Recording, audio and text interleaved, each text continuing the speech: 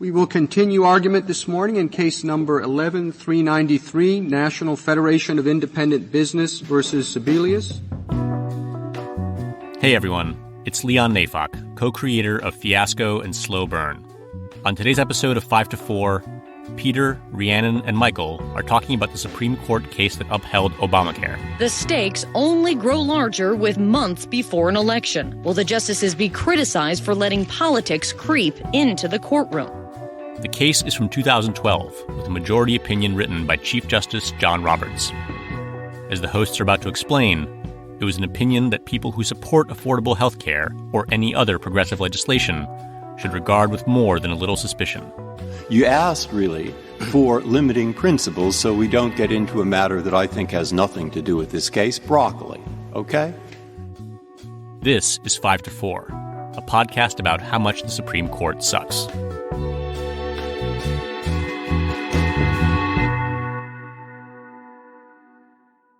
Welcome to 5 to 4, where we dissect and analyze the Supreme Court cases that have slowly poisoned American life like toxic runoff into a mountain stream. I am Peter, Twitter's the Law Boy, and I'm here with Michael. Hey, everybody. And from Austin, Texas, Rhiannon. Hi, fam. And today we are doing NFIB v. Sebelius, a.k.a. the Obamacare decision. And this case was touted by many liberals at the time as a win because it technically upheld Obamacare. At the same time, though, a lot of academics sounded the alarm because not only did the court strike down an important part of the law, but it laid the groundwork for jurisprudence that is set to undermine healthcare, civil rights, and environmental legislation for decades. And to be specific, this case was a challenge to two parts of the Obamacare law. The individual mandate, which required Americans to buy health insurance or otherwise pay a penalty, and the law's expansion of the Medicaid program to cover more of the population. The argument was that for various reasons, these parts of the law exceeded Congress's authority under the Constitution. And the court held that the individual mandate could be upheld under Congress's taxing power, but not its Commerce Clause power, and that the expansion of Medicaid, as written, was a violation of Congress's spending clause power. This case is a shining example, I think, of the lengths that conservatives will go to limit federal power when it's politically convenient to them. And the conservatives here do exactly the sort of shit that they claim liberal justices do, right? They pull from thin air, or perhaps somewhere else, restraints on the federal government's commerce and spending powers. They rely on arbitrary distinctions that have no basis in the Constitution or anywhere else. And they do it in order to hamper Obamacare and lay the groundwork to disrupt the next generation of social welfare legislation. Right. And we return here to this podcast's natural enemy. Yes. Chief Justice John Roberts. Drag him. We talked in Shelby County about the Roberts two-step. And that is where he sets up dangerous conservative jurisprudence. He tees it up in an earlier case, right? A much more harmless-looking case. Right. And then he knocks it out of the fucking park later. Yep. And this is an example of the first step in the Roberts two-step, a decision that's designed to feel impartial while serving as a vessel for his reactionary politics. And one thing I want to note about this is he's so aware of his audience that you can read in like the first few paragraphs of this. It's like an introductory civics lesson that he goes on. Yeah. Right. And it's clearly aimed at like journalists and people that are reading it, like baby's first Supreme Court decision. And he's very interested in presenting to the public the appearance of the court as like a noble and impartial body. But like we talked about in Shelby County, that image is a veneer. It's not substantive. And what would actually improve the public's trust in the court would be like if maybe sometimes he meaningfully and more consistently sided with the liberals, right? Yes. But he will never do that. No. Never do that because his vision of a nonpartisan court is just, you know, a shadow on the wall. Right. I saw this. I think it was law professor Eric Siegel on Twitter who said this. Roberts has sided with the liberals in like a 5-4 decision 3 times in 15 years, which is like Gorsuch, I think, has beat that already in the last 2 years. Yeah, there's a real irony, which is that in a lot of ways, Roberts is one of the most rigidly conservative justices. Yeah.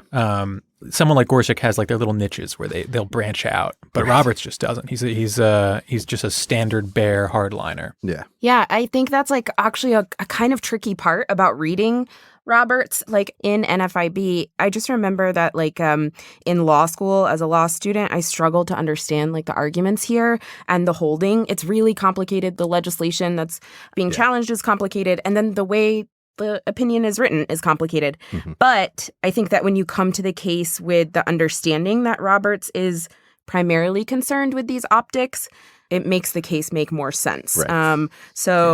I'm sure you guys remember this too, like watching the news the day this decision came down, and they have the reporters like they're just waiting at the Supreme Court for these decisions to be issued, and they have their interns who are like all wearing their little suits, but they're also wearing tennis shoes. They have them waiting for the opinion, which is like printed out and handed to them, and then the interns like sprint down and bring it to the people who are like waiting, and they try to read the opinion really quickly to then like turn it over on the air. Incredibly embarrassing. And this decision, though, is so confusing that on the morning of, CNN and Fox News both actually call it wrong. They say that the individual mandate has been struck down when it hadn't been. Yeah. And so what we get from Roberts waffling on these optics and therefore on the substance of the law, what you get is a case that's illogical and it's internally inconsistent. Yeah, we'll get to it. But one of the reasons it's confusing is because he's just going out of his way to be a reactionary. Yeah. Right. So, some of the background to this is that this is Obama's first big legislative project, what ends up being his only big legislative project, really. And it came to be a lightning rod for conservatives who thought that it really was emblematic of government overreach and everything they hated about Obama. And, and the result is that, like, the Tea Party, whenever Republicans are out of power, they turn into, like, temporary libertarians, right? Yes. So they were, like, marching on D.C. dressed up like Continental Army soldiers. Tricorner hats. Muskets and snare drums and shit. Just looking like total fucking idiots. Holding up signs with like a bald eagle crying. Worth noting that all of those people are now 100% outright fascists who want all of their political opponents in jail and asylum seekers in concentration camps. But this was their reaction to being told to buy insurance. Yes. That's like the political backdrop to this. Do you remember that, like, at first, because they're all old and they don't know slang, that they call themselves teabaggers? Oh, yeah. It was for like a few weeks there that they were like teabaggers before someone was like, no, you got to come up with something better than that. Unbelievable. Somebody's son was like, Dad. No. Yeah. All right. Rhi, tell me about the National Federation of Independent Businesses. The aggrieved plaintiff. Sure. Yeah. So this case is brought by multiple organizations and states who are suing the federal government. But the named plaintiff is NFIB, the National Federation of Independent Businesses. And this is another nonprofit organization that calls itself a nonpartisan organization that defends the rights of small business owners to own and operate their businesses without undue government interference. This nonpartisan organization has a political action committee called the Save America's Free Enterprise Trust. And one day, like on this podcast, you guys are going to let me go off about the nonprofit industrial complex, but I guess I've been told that's not today. I want to say, a case is about some weird conservative bullshit when the plaintiff is one of these organizations, right, whose name is just like an amalgamation of business buzzwords. Yes. Like if you see a case called like the American Society for Capital Allocation v. Pennsylvania, someone is about to lose their civil rights. Right, absolutely. It has to be like a patriotic word and like a institution word. Yeah. Right. So if you're wondering who NFIB, these kind of small business wackos, are politically, in 2010, a couple years before this decision drops, 25 members of NFIB were elected to Congress. All 25 of them are Republicans. No. And that is a bunch of them. Yeah. Yeah. A bunch of them, like Rand Paul and Paul Gosar, were endorsed by the Tea Party movement. Another fun fact is that the Crossroads GPS PAC, which is headed by our favorite wretched little goblin freak, Karl Rove, they give NFIB $3.7 million to help fund this fight in the courts. So Republican money is all over this case. And I think it's important to note that, like, not all small business advocates and consumer advocate groups are against Obamacare at the time. There are a lot of organizations who are saying this would be good for small business owners. This would be good for the economy. I think it's important to highlight that the money and organizations who are bringing cases to the Supreme Court, they're not just your, like, little harmed individual party, John Smith, seeking their day in court. Right. These cases come to the Supreme Court from like entrenched ideological interests and big money backing. Right. Yeah. This whole conservative, like ecological, legal system that includes like, the organization that feeds the judges that end up hearing these cases. Right. They're coming out of the same movement. Yeah. That's so right. Let's talk about the law. And it's important to note as we get into this, a very basic aspect of our constitutional system, which is that the federal government does not have any power that is not granted to it under the Constitution. Right. So if Congress wants to do something, it has to fit whatever that is under one of the powers specifically granted to it, the quote-unquote enumerated powers. And there are three powers most relevant to this case: the power to tax, the power to spend, and the power to regulate interstate commerce. And we want to note going into this, there are several parts of this decision that we're going to ignore. Right. There's a lot going on here. And if someone replies to us on Twitter, like, why didn't you cover the Anti-Injunction Act and do half an hour on the necessary and proper clause? I'm going to come to your home and I'm going to kill you. Whoa. That's a parody, not a real threat. Okay, let me try that again. And I'll defend him in court. I'm going to come to your home and scream at you for several hours. Figuratively kill you. I'm just going to do that from the top. If you complain to us that we did not cover the Anti-Injunction Act in this episode, you're not a friend of mine. I'm never going to like you. And that shit is boring, and that's why we left it out of here. It's boring and unimportant. All right. So the individual mandate is the first thing we're going to talk about here. Right. And again, this requires individuals to have health insurance or else pay a penalty. And this is designed to prevent the economic problems that are created by people being uninsured, right? Right. This is actually upheld by the court because John Roberts joins the liberals in saying it's part of Congress's taxing power. It's that someone buy insurance, and it only has one consequence if they don't buy it. They pay a tax penalty, right? As a result, the mandate should and does survive as part of Congress's taxing power.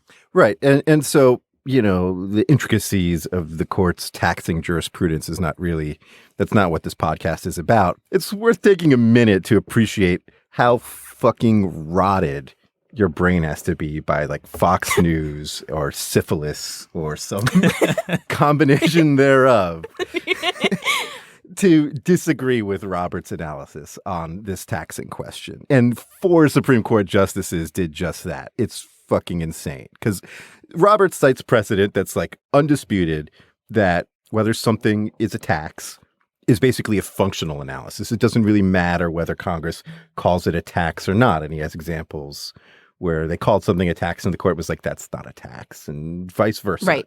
And he says, look, here are 5 reasons why we think this is a tax. 1, individuals pay the mandate penalty when they file their taxes. 2, the mandate does not apply to individuals whose income puts them below the federal income tax filing threshold. 3, the amount owed is determined by factors used to determine tax liability, like joint filing status or number of dependents. 4, the requirement is listed in the IRS code and enforced by the IRS. And 5, it has the most essential feature of a tax, in that it raises revenue for the federal government. Right. Did you guys take tax law? Hell no. No, fuck no. Yeah. Fuck no. Absolutely fucking no. Yeah. But those fucking nerds. you have a law in the tax code enforced by the IRS to raise money for the government. The idea that this isn't a tax, it's ludicrous. Yeah. So the individual mandate gets upheld as a tax, but Simple enough. in the process, Roberts specifically states that the individual mandate is not a proper exercise of Congress's power under the Commerce Clause. And the Commerce Clause says that Congress can regulate commerce, quote, among the several states. It's generally referred to as the Interstate Commerce Clause, right? Or the Interstate Commerce Provision. And, this makes sense. If more than one state has an interest in an issue, then state laws probably aren't adequate to address it, right? You need federal intervention. And moreover, the historical context of the Constitution makes very clear that the framers intended this to be a very broad power designed to empower Congress to be able to address concerns and issues that are of national import, right? It's long been a thorn in the side of conservatives, Right. because they want to limit federal power.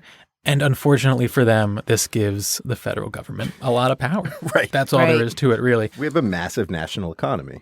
Yeah. And there's a very fun irony, which is that the conservatives generally subscribe to originalism, right? The idea that the Constitution should be interpreted based on the founders' intent. But this is an area where the founders probably didn't foresee what commerce would look like in the modern age. Like in 1790, most interstate commerce was just like one guy bringing a single tomato from New Jersey to Pennsylvania once a week, right? And now state lines, they barely exist. People are constantly traveling across them. Goods are constantly traveling across them. And so the federal government has a huge amount of power under this clause, and it is endlessly frustrating to conservatives. Yes. And so they have spent basically 100 years now trying to put as many arbitrary limitations on this clause as they can possibly throw together. Massive, long-running conservative project. Yeah. And so what Roberts says is that the Commerce Clause regulates economic activity between the states, but it doesn't regulate economic inactivity. Whoa. So Congress can't use it to require people who aren't purchasing insurance to buy it. And it should be noted that this is an entirely made-up distinction. It has no basis in the text of the Constitution. It has no basis in the court's precedent. It has no basis in the historical context of the Constitution. Flat out made up, period. Roberts says that allowing Congress to regulate what people cannot do, as opposed to just what they can do, risks giving Congress too much power. So, I mean, look, there's a huge amount wrong with this. First of all, it's a pedantic distinction, right? It is. He says that the Commerce Clause, quote, regulates commerce and therefore does not allow Congress to force people to create commerce. Right. It's a very weird semantic point that clings to a shoddy definition of both the words regulate and commerce, which, if you're paying attention, are the only two words in the mix here. The term regulate, as I would understand it, does not exclude mandating affirmative activity or affirmative behavior, right? Right. Textualists often go to dictionary definitions at times like these. Yes. They and love the Oxford Old English. Roberts didn't do it here. And there's a pretty good reason why, I think. Because I hit up dictionary.com for this one. And the definition they gave me was for regulate, to control or supervise by means of rules and regulations. Does that definition clearly exclude the mandatory purchase of insurance to you? Seems like a rule. It seems like it might be a rule. Yeah. Regulations on industries, for example, frequently impose affirmative obligations on those industries, right? And I've never heard anyone suggest that the term regulations was inaccurate or not adequate or something. Right. Yeah, I think that's exactly right. And he doesn't seem to understand either what the word commerce actually is. So both words in the pivotal phrase here. And the dissent actually points this out, that the distinction between like regulating and creating commerce, or the distinction between commercial activity and commercial inactivity, that doesn't matter anyway. The reality is that everyone is a participant in the healthcare market, and there's just no way around that. Right. The dissent also uses some hard numbers showing that even 90% of uninsured people will consume healthcare services within a 5-year span. Okay, completely disengaging from the healthcare system is technically probably possible if you're a psycho cuckoo, off the grid person, whatever. Yes. But even those who don't consume healthcare services are almost all creating some sort of burden on the healthcare system. Right. You can't create your laws around fucking recluses who do not use any sort of health care. And by the way, no one who's doing that is paying taxes. Right. Exactly. So Roberts, he says in his opinion, quote, the government repeats the phrase active in the market for healthcare throughout its brief, but that concept has no constitutional significance. I don't know about that. So Chief Justice John Roberts, you suck at persuasive writing because that's just super stupid. How can the concept of activity in the market for healthcare not be of constitutional significance when you just said that the entire basis for your decision is that you can regulate activity but not inactivity? Right. And so the whole decision concerning the Commerce Clause is predicated on this distinction exactly being of constitutional significance. He says, another quote, an individual who bought a car 2 years ago and may buy another in the future is not active in the car market in any pertinent sense. Okay, you're wrong. No, that's not correct, John. Mr. Chief Justice, I'm super sorry. If someone buys a product and is using it, they're active in that market. Period. Right. How simple is that? Robert seems to think that you're only participating in a market if you're engaged in a transaction at that very moment, which is just obvious horseshit. And I'm not shopping for clothes right now. Am I not a participant in the clothing market, right? Despite the fact that I've bought them my entire adult life, wear them every single day, and I'm guaranteed to buy more. Does it make any sense to describe me as not being a participant in that market? Are you only a participant when you're at the fucking Gap? Are you only a participant when you're at the cashier? And the analogy shows just how little he understands about insurance itself. Right. Health insurance is not a discrete good in the sense that a car is. If you find yourself in desperate need of a car, you can't go to the fucking ER and get a free one. Right. But that is how healthcare works. Right. And you need to account for that distinction. And he just doesn't. I want to say that he is shitty at economics, but I don't really think that that's what's happening here. I think that he's just manufacturing whatever arbitrary shit he can. Yeah. Yeah. There is a real extent to which this decision emanates directly from Fox News. Yes. Yes. So first, the fixation on the individual mandate comes from conservative media. And the arguments made at oral argument, the arguments made in briefing by the plaintiffs are kind of broad legal reflections of the sort of outrage of the conservative base. Yep. And a huge amount of this opinion, including Roberts' distinction between economic activity and economic inactivity, is stuff that is just yanked from conservative culture and media. That particular argument was designed by Randy Barnett, who is just a weirdo, crank libertarian professor who nonetheless has incredible sway on the right. Right. And these things are pulled directly out of someone's ass. Yeah. And thrown onto fucking Hannity and Tucker Carlson and whatever and Rush Limbaugh. And the extent to which there is a direct tie between that media culture and the opinions of the 5 conservatives cannot be overstated. Yeah. These are not a different type of intellectual or a different type of thinker. They are putting a fancy intellectual gloss on the thoughts of Sean Hannity. Right. And Roberts also states that the fact that the court has never confronted a circumstance where citizens were being made to purchase a product implies that it might be unconstitutional, which First of all, the dissent points out that that's not true, right? That the court has upheld such affirmative impositions in the Commerce Clause context in the past. But also, what? I don't even understand like, if the court has never seen this before, then it's like shady or something. Like, that's the argument. Right. So Neil Katyal, hotshot attorney, briefly Obama's Solicitor General, has argued in front of the Supreme Court many a time in that capacity and otherwise. He wrote shortly after the decision that the reasoning used by the court implies that anytime Congress passes a statute that is unique or novel, that might be unconstitutional under Roberts' reasoning. Right. Great point. Yep. You got it. You nailed it, Neil. Yeah, good job, Neil. What's he next? also says, quote, tell us more. While Chief Justice Roberts wrote an opinion that was apolitical and deserves much praise for its statesmanship. No, I cut out the rest of that sentence because it's not important. Like he also Katyal also praised and supported the nominations of both Gorsuch and Kavanaugh. Right. And I mean, he might be one of the better examples of just how deeply poisoned the brains of otherwise smart people become once they're lawyers' brains.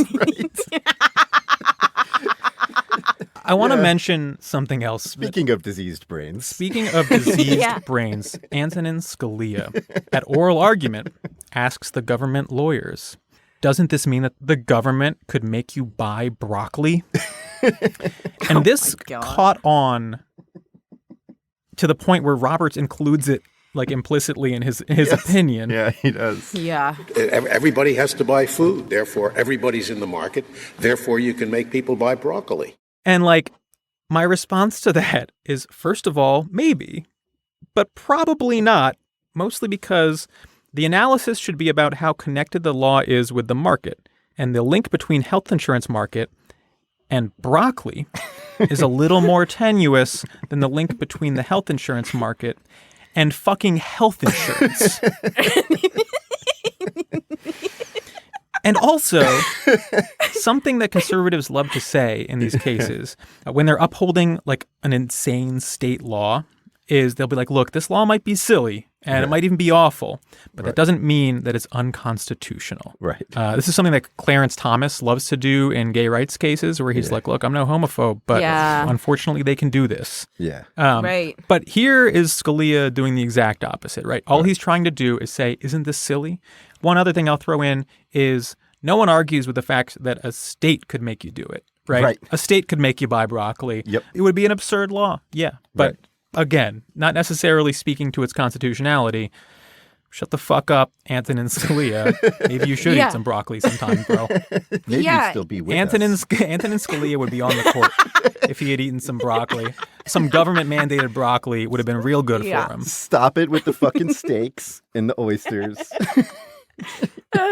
Get on a treadmill. This is a good example of the utility and effectiveness of a slippery slope argument. So John Roberts is doing it in this opinion. Scalia is doing this slippery slope thing. And I think it makes it obvious that like you don't have substantive like legal arguments and rules and stuff that you're sort of intellectually accessing when you're writing these opinions. If your opinion is like, the government can't make me buy vegetables, so why do we do this?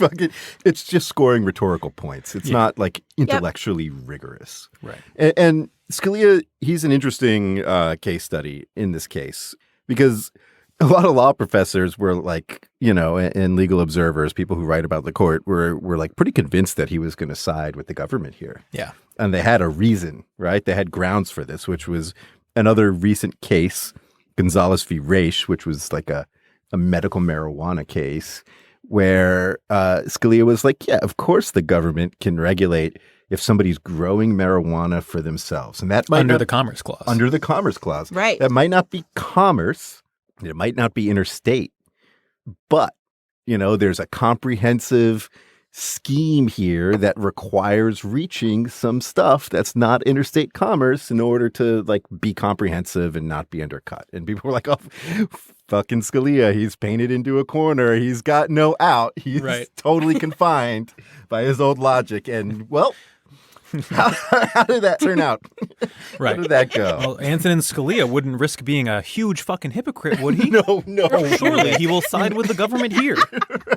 Surely he's more principled than that. We say a lot that, like, you know, legal formalism is bullshit. But this is the point. Like, this stuff doesn't actually confine judges. Right. The judges do whatever the fuck they want, you know, and in this case, he says, well, okay, I said that then, but, you know, I can come up with some reason to ignore it. And it's not just Scalia here. It's also Roberts with what we've talked about before, which is the canon of constitutional avoidance, which, roughly speaking says the court should avoid striking down laws as unconstitutional if it can. And Roberts didn't have to do any of this commerce analysis that we've just been going through. And it's, in fact, very weird that he did it. Because he had already upheld it as a tax. Right, exactly. And so he could have just said, look, it's amenable to an interpretation as a tax, and that settles it, and that's the end of it. And the history and operation of the quote-unquote canon of constitutional avoidance, this is precisely the sort of esoteric legal formalism that we usually ignore because we don't think it meaningfully constrains the justices. But it's worth discussing here because Robert uses it to sneak in his reactionary bullshit under a veneer of moderation. Right. Right. And the rule is actually that the court should avoid weighing in on constitutional questions if it doesn't have to. So once you determine that the commerce issue was questionable, if there was an alternative rationale to use to avoid ruling on that, he's supposed to take that alternative rationale. So in this case, that's the tax rationale. Right. Exactly. This is like one of the oldest principles of the court. It goes back to 1800. And back then, they used it the way Roberts does here. You start like, oh, is this interpretation constitutional? Yes. Okay. No. Well, then we move on to this other interpretation. And if not, then down the line until you run out of interpretations and it's struck down or, you find one that works. Right. So in 1909, the Supreme Court explicitly shifted gears on this and looked at the old rule and said, look, that can't be right. Well, what Roberts is doing right here can't be the proper way to analyze these questions. Yes. And what we have to do instead is say, look, if there's one interpretation that, gives rise to constitutional questions and one that does not, then we take that second interpretation, that second construction. Right. Avoid fucking with the Constitution where you can. Right, exactly. Right. And so this is like, it's fucking devious. He makes it seem like he's being nonpartisan and principled and going out of his way to, follow the standard practice. But what he's actually doing is really just judicial activism. There's no other way to describe it, to do something very reactionary with the Commerce Clause. So I think there's like a broad question that a lot of our episodes and a lot of the things we say sort of inherently asks, which is, are they faking it? Right. Like when John Roberts gives these ludicrous definitions of regulate and commerce, like, is he snickering to himself like these stupid fucks? or does you really think he's like, is he a true believer? Yeah. And I think the answer to that 95% of the time is that they're true believers. Yeah. Just like anyone else, they are not super conscious of their biases, and they're sort of rolling with it, and part of their brain is guiding them towards the outcomes that they want, just like anyone else. And if you've ever been in like an argument with someone on a message board, it's not drastically different than that. It's a lot closer to that than anyone would like. Right. I mean, look, it's very easy to convince yourself of something that's like flattering and what you want. Like, I'm sure that I'm like a 10. And like, if I just could like talk to Emma Watson for like 5 minutes, right, I would die. But like, you got it in the bag, bro. Yeah. I believe that about you too, dude. I think you could do it. Yeah. Thanks, buddy. No, yeah, I think that there's like a real, I don't want to do too much armchair psychology here, right? But like there's a lot to be said for the ability of the human mind to convince itself of the propriety of the conclusions it had snapped to in an instant, right? And I don't think that John Roberts is taking a huge step back with a fucking giant whiteboard with an evil plan on it or anything. Right. He's just a slave to his biases and not willing to confront them in any meaningful way. Right. And Yeah, for I think our that's right. purposes, the distinction doesn't matter. And that's why I'm going to never stop calling these people fucking evil and stupid or whatever, because their good faith in these situations, maybe it exists, but it doesn't matter for the fucking millions of people that are under their yoke. Right.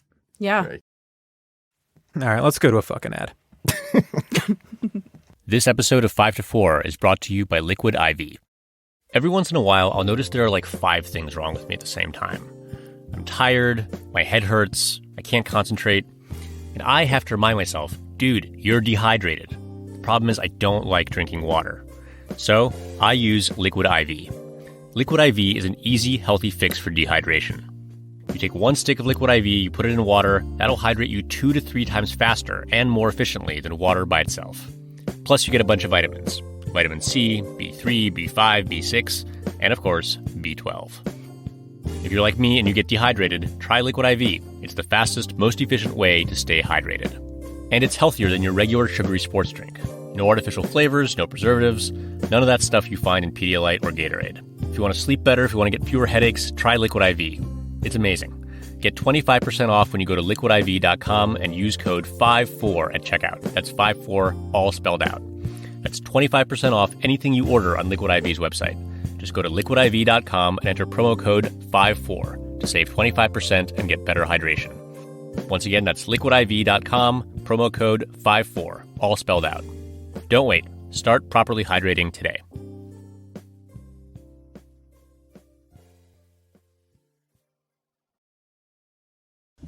All right.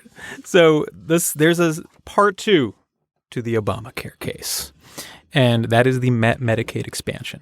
And this part of Obamacare simply expanded Medicaid coverage. Medicaid, provides health insurance to the impoverished, to a broader subset of the population, up to those making 138% of the federal poverty level. The specific part of the law challenged here is not really the expansion per se, but part of its administration. Medicaid is ostensibly a federal program, but it is administered by the states who rely on federal funding to pay for it. So the ACA, Obamacare, required that states comply with the new alterations to Medicaid or else lose potentially all of their Medicaid funding. And the argument is that this is unconstitutional because it's coercive. It's long been established that the federal government is allowed to attach conditions to funding given to the states as long as those conditions are appropriately related enough to the purpose of the spending. And the definitive case on that is South Dakota v. Dole, a 1987 case which held that the federal government could require states to raise their drinking age to 21 if those states wanted to receive federal highway funds. And it said that it could, that those things are related enough. Drinking, highways, the drunk driving was the concern. But that case also had a throwaway line saying that if the feds left the states with, quote, no practical choice other than to accept a condition, that law could be potentially struck down as coercive. In basic terms, the argument is that the states here couldn't realistically forego all of their Medicaid spending because it's too important. So the law is coercive. Right. And he has a quote here on this. In this case, the financial inducement Congress has chosen is much more than relatively mild encouragement. It is a gun to the head. It's literally free money. Yeah, calm down. In the episode on Shelby County, the voting rights case, we talked about John Roberts and his awful analogies. And here's another one. This drama queen shit, that's not good argument. This is hyperbole. To say the least. So it's not just that the court took this throwaway line and used it to manufacture a doctrine with massive implications for the healthcare of millions of people, although that is important.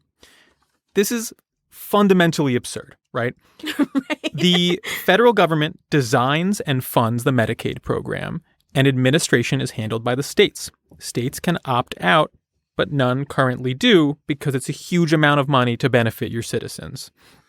This is a circumstance where the federal government is saying, okay, here are the new terms of the Medicaid program. Right. If you don't agree with those terms, you don't get funding for the program. Right. To say that is a reasonable requirement is to put it lightly, right?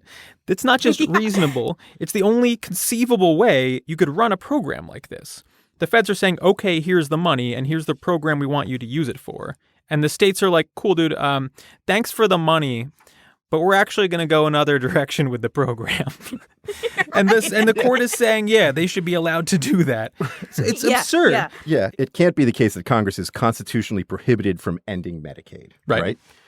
And it also can't be the case that Congress would then, a week later or whatever, constitutionally be prohibited from passing a new, more generous version of Medicaid that looks like this. Yeah. But the court's saying, well, yeah, Sure, maybe you could do that in 2 steps, but if you want to collapse that into 1 step and make it an amendment to the existing law, Right. that's a no-go. Right. It's fucking absurd. Yeah. Yeah. All right. So to highlight a particular absurdity here, you could, using the reasoning of the court, avoid this being unconstitutional if you simply established federal administration of Medicaid, right? Right. Right now, Yeah. the federal government gives money to the states, and they're like, you administer this under these terms. But if the federal government were to eliminate the state's role, create a massive, sprawling federal complex spanning the entire nation, under the court's reasoning, that is a more appropriate use of federal power than delegating the administration to the states. And simultaneously shrinking the size of all the state governments while massively expanding the size of the federal government would be more respective of the federal-state balance. Right. Than just... Absurd on its face. It's absurd on its face. Yeah, and so there are some definite legal implications of this decision, some consequences that we maybe not necessarily have seen like totally play out yet, but this case opens the door for absurdity all around. One area that's like kind of called into question as environmentalism. So the Clean Air Act, the Environmental Protection Agency has long denied federal funding to states who refuse to meet air quality standards. But following NFIB, this was challenged by such upstanding organizations as the Texas Pipeline Association, shout out, and the Gas Producers Association. These guys are saying that the EPA tying those federal funds to states complying with the air quality standards, that's coercive, just like the states are saying in NFIB. There. Well, I hope that the Gas Producers Association is doing okay. Yeah, that's...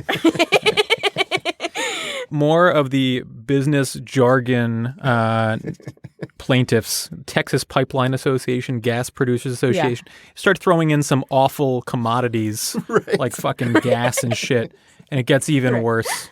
Just like the human blood, association. People are fucking psychotic.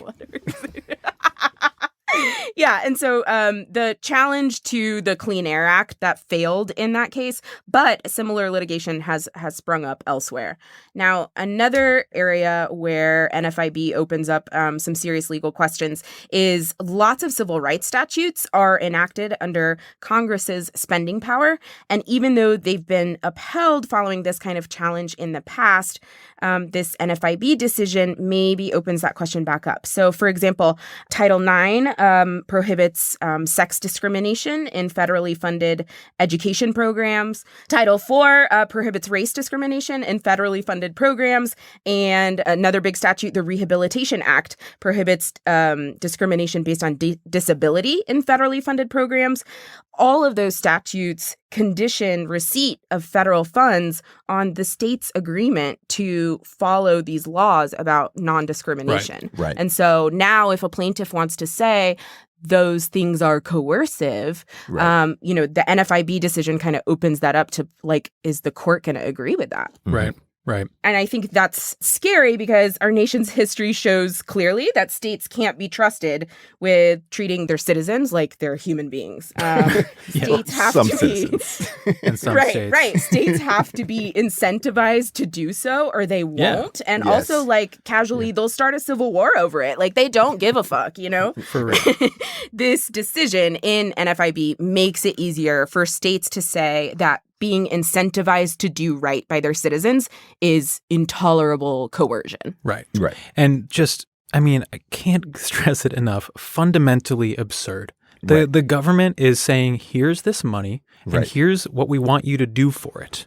Yeah. And the court is saying, no, that's too much money. You can't tell them what they have to do with it. Like, it's absurd. And the key distinction that Roberts hangs his hat on is to hold this unconstitutional is he says that expanding the definition of who is eligible for Medicaid actually counts as a separate and distinct program from Medicaid, which is just such obvious bullshit. I mean, this has come to be emblematic of how political the Roberts Court is, and how kind of crafty Roberts can be. Yeah. Although I don't think he tricked anyone who really understands the law. He has a reputation now as someone who's willing to cross the aisle, which, as we talked about before, not only is that not something he does it worse than almost anyone. Right. But this case actually got him a reputation with some of like the fucking stupider members of the Republican base as being like the traitor, the Republican traitor. Like they think that he sold them out because their political motivations are incredibly narrow and petty, and he has a longer standing project in mind. Right. You know, one thing we want you to take away from this and a lot of our cases is you don't have to accept the premise that the court presents to you or the premises that the court presents to you. Constitutional avoidance, textualism, legislative prerogative, judicial overreach. These aren't doctrines or concepts that the court rigidly or consistently applies, right? They are tools in a judge's arsenal to get where they are trying to go. Right. They're selectively deployed, and they're often deployed in bad faith. And if you try to formalistically parse exactly why they're being deployed in one instance and not another, you're not being a good lawyer. You're not being clever. You are just a fucking mark. That's right. And I want to mention one thing about this case in particular and about Medicaid expansion, which is that giving states the ability to functionally opt out of the Medicaid expansion, which is what this decision ultimately does, has almost certainly been directly responsible for the deaths of thousands of people and the decline in the mental and physical well-being of many, many more. Multiple studies found that expansion was associated with significantly greater increases in overall cancer diagnosis rates, early stage diagnosis rates, and higher utilization of cancer surgeries. Recent evidence demonstrates that Medicaid expansion states where they did expand it have seen improvements in access to medications and services for the treatment of behavioral health. And I'm just giving a couple of examples, right? At the feet of all of this pseudo-formalistic gibberish lies vast amounts of actual human suffering. And that's the result of this case and a fucking million others. And a legal system that does not meaningfully reckon with that is simply not adequate. That's right. Tell them. Yes. It is unbelievable how many programs that are designed for the well-being of especially the poorest and most vulnerable citizens in this country are tied to like programs like this, right? And it's hard for me to imagine that, especially as the court gets increasingly polarized, in the event especially that like RBG dies while Trump is president or some other fucking monster is president.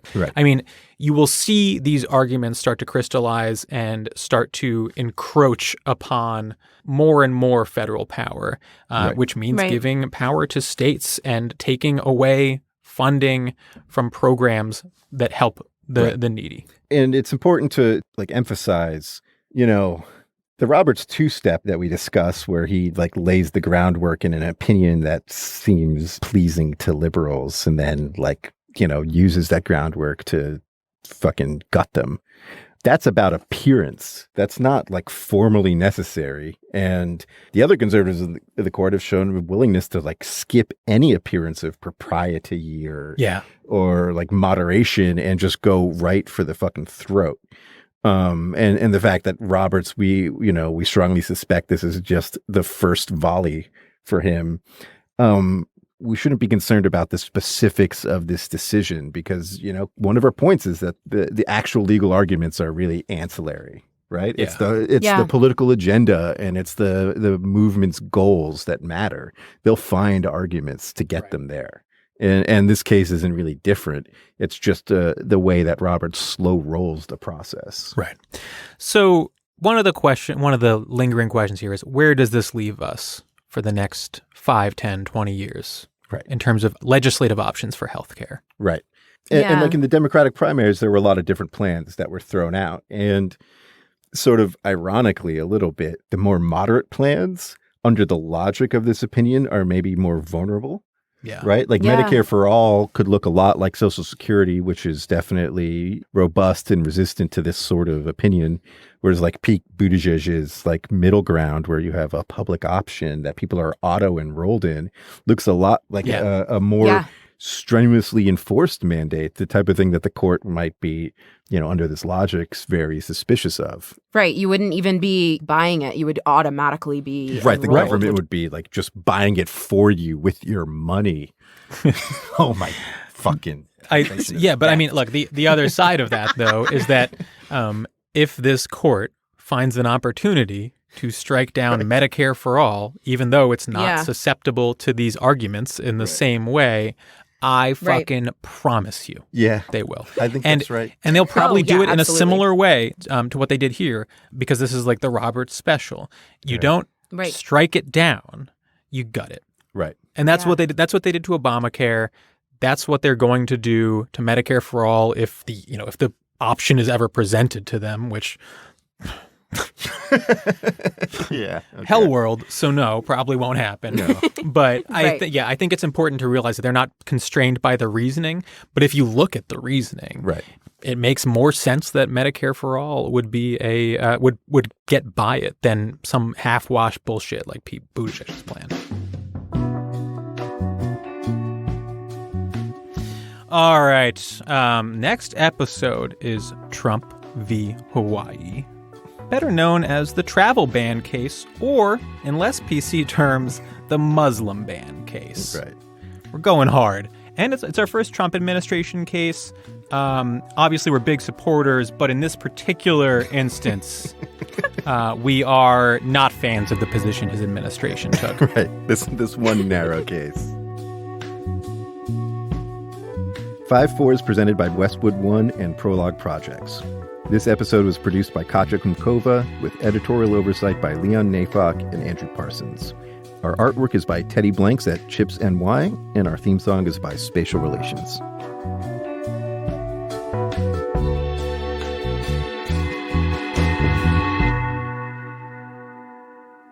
From the Westwood One Podcast Network.